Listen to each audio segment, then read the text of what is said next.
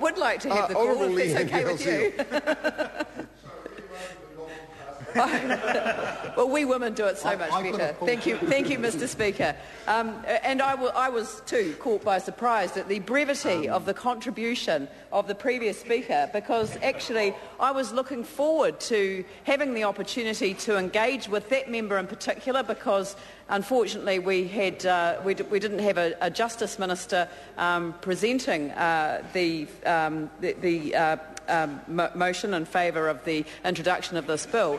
And although we are supporting the bill to go to Select Committee, I have to say that there are some challenging issues around the government's habit, and I think this was the comment that my colleague Charles Chauvel was making. He simply referenced the fact that this was occurring under urgency, but the point that he was making was that why on earth does the Select Committee have to have these obligations thrown on it to meet outside the normal sitting times for select committees, thereby missing out on opportunities to participate in debates in the House. We had the ridiculous situation recently where I was sitting on the electoral legislation committee, and an electoral bill was in front of the House, and that meant that it was impossible for those that would have a particular interest in speaking on the bill actually to do both jobs at the same time. And I think that that was a very reasonable point for my colleague to make,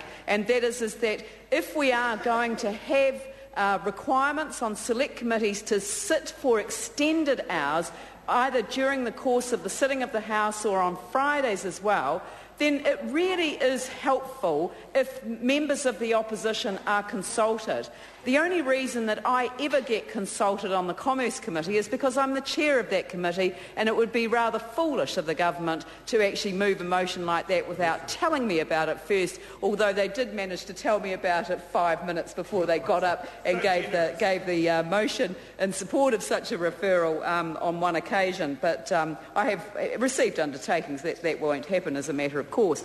It would be useful if we were told that this was an approach that the government was trying to take on this particular matter. And actually, there's no need for it. And the reason that there's no need for it is that, as I say, we are supporting the reference of the Legal Services Bill to the Select Committee, and we genuinely want to engage in the process around this. I made a submission to the Baisley Review. There aren't many people in this House who actually did that, but I did that because I believe it's really important that we do engage on something as fundamentally important as this is, which is access to justice. It is an important component of access to justice, and that's why I wanted to make a submission. I was pleased with some elements of what Dame Margaret came up with, but I have to say that I was disappointed with the allegations around up to 200 lawyers in Auckland, South Auckland, identified 80% of the people working in the Manukau area. I found that completely unacceptable.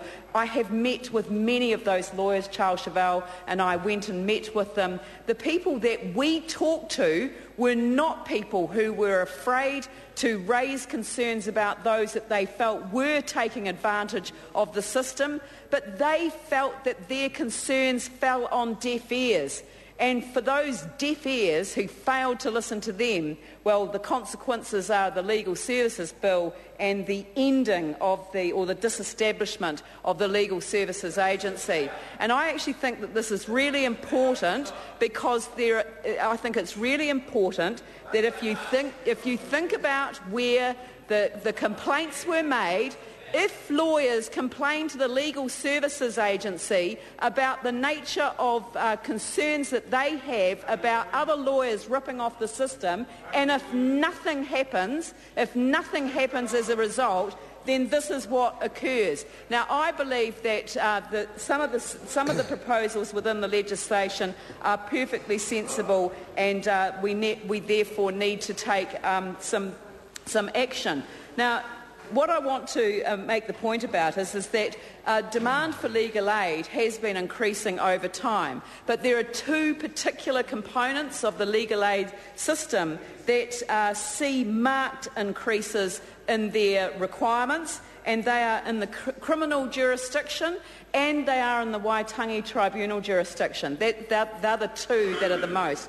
Now, I have a view, and I did express this in my submission to Dame Margaret, and that is I actually personally think that the Waitangi Tribunal work, the legal aid component of it, should be funded separately through vote justice. It should not be seen as a cost to the legal aid system, because it gives an impression of a total blowout in expenditure which is not justified when you think of what the legal aid system is there for in terms of both the criminal and the civil jurisdiction.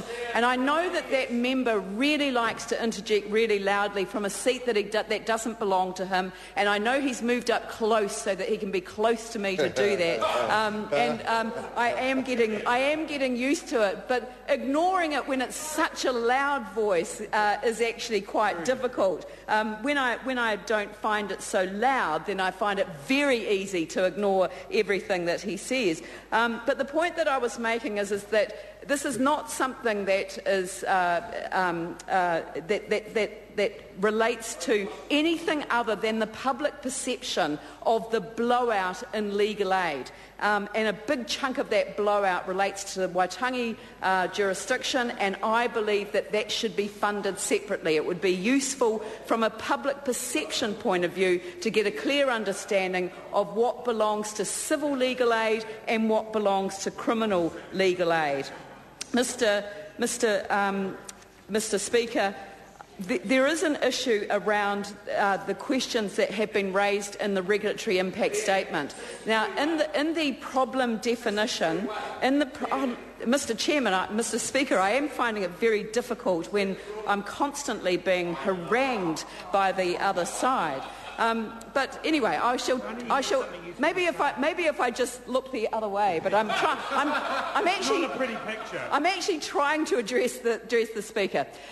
We have a universal. The options that were put up in the regulatory impact statement relate to a universal system of public provision of legal aid services as implemented in some of the Auckland courts. Now, what they said was that this could generate significant economies of scale and be a low-cost option.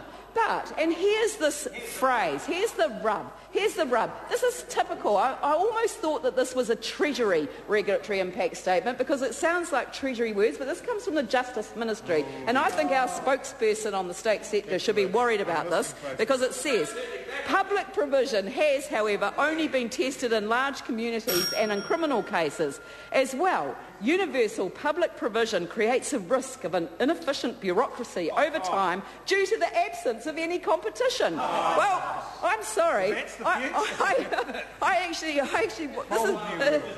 You can understand why I thought that came from the Treasury. But the point that I want to make is this. I went to the Croydon Family Justice Centre in the UK in London last year, and one of the things that I saw there was that it was the Family Justice Centre itself that actually managed to.